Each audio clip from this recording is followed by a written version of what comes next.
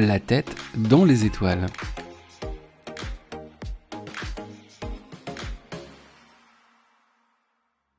Bonjour à tous, bonjour à toutes, je suis ravi de vous retrouver pour ce nouveau billet autour de la triple conjonction planétaire qui a lieu dans le dernier décan du Capricorne. Mais avant d'aller plus loin, laissez-moi vous expliquer ce qu'est une conjonction. Pour faire simple, c'est la réunion de deux ou plusieurs planètes sur le même degré ou un rapprochement céleste compris entre 0 et 12 degrés environ. 2020 est marqué par la conjonction des deux grandes géantes gazeuses qui sont Jupiter et Saturne et de la petite dernière du système solaire, Pluton.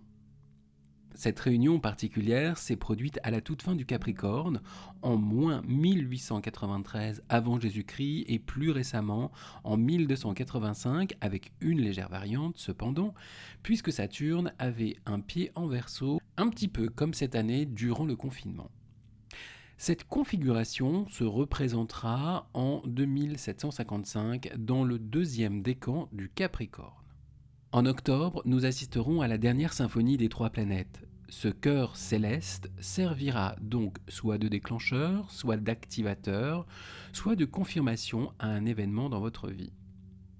Sous cette impulsion, vous débuterez un cycle ou vous en clôturerez un. Beaucoup d'astrologues, mais aussi pas mal de médiums et de voyants faisant des prédictions mondiales voient dans cette conjonction exceptionnelle la crise sanitaire que nous vivons ainsi que l'annonce d'un changement de monde et de société. Personnellement, j'avoue, je ne me risquerai pas à faire ce type de prédiction, et ce pour plusieurs raisons.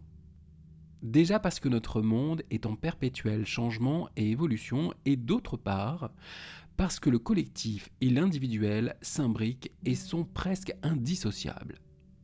Il me paraît donc cavalier de faire ce type d'exercice en sachant que chaque personne, chaque nation réagira aux événements de l'année en fonction de son identité, de sa culture, de sa politique et de ses lois. Autrement dit, ces trois astres n'impacteront pas les pays et les gens de la même manière en fonction de leur thème astral. Avant d'aborder les influx bénéfiques ou moins positifs de cette conjonction sur votre signe, j'aimerais revenir rapidement sur les significations des acteurs en question.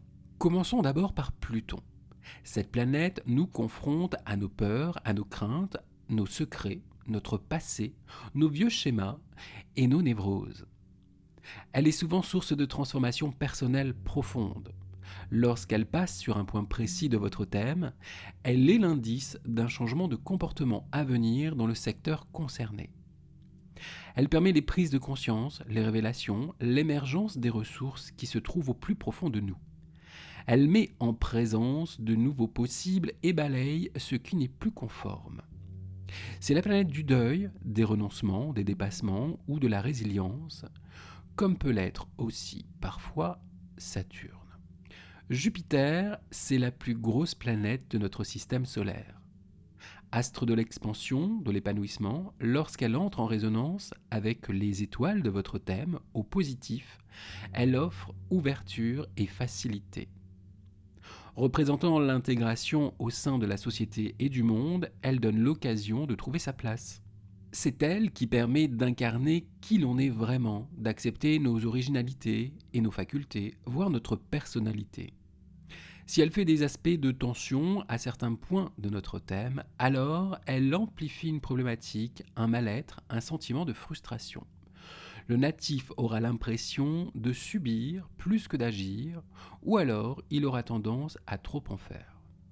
Pour finir, Saturne, elle, est en rapport avec le temps. C'est le temps qu'il nous faut pour approfondir ou analyser une situation afin d'en tirer quelque chose ou d'apprendre d'un événement. Elle incite à examiner scrupuleusement un problème afin d'en trouver une solution. Si Saturne fait des aspects difficiles à une planète de votre ciel, alors elle vous obligera à puiser au plus profond de vous, à accepter les retards, à revoir votre façon de penser et même d'agir. Elle sera ce frein ou cette frustration qui vous empêchera d'évoluer comme vous le désirez.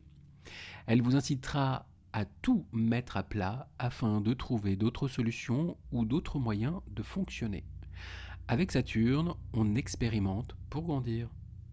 Maintenant que nous avons planté le décor, essayons de voir ensemble comment le trio de 2020 va vous influencer sur les prochains mois.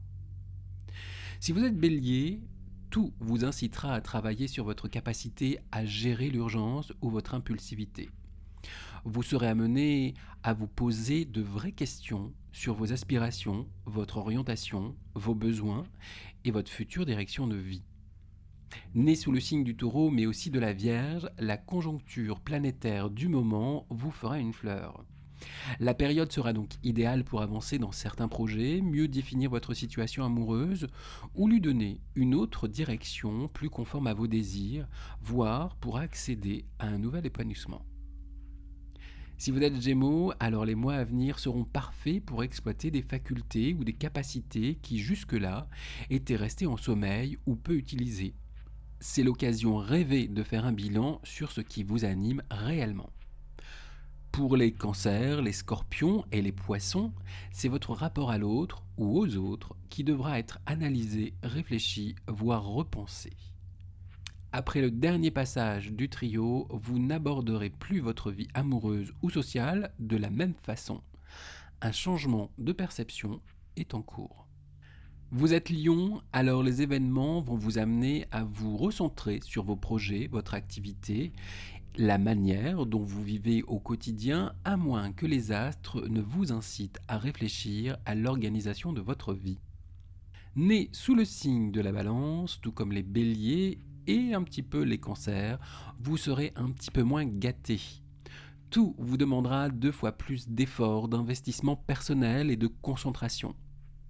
Vous ne devrez rien prendre pour acquis et rester adaptable.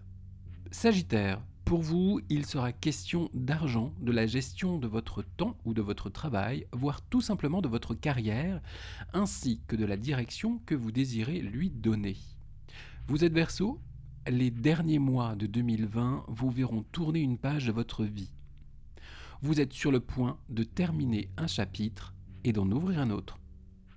Enfin, les plus concernés du zodiaque, les Capricornes, puisque ce sont eux qui accueillent ces 3 planètes, ce dernier spectacle vous donnera l'occasion rêvée de bousculer votre quotidien, de mettre un coup de pied dans la fourmilière, de revoir vos priorités et vos aspirations.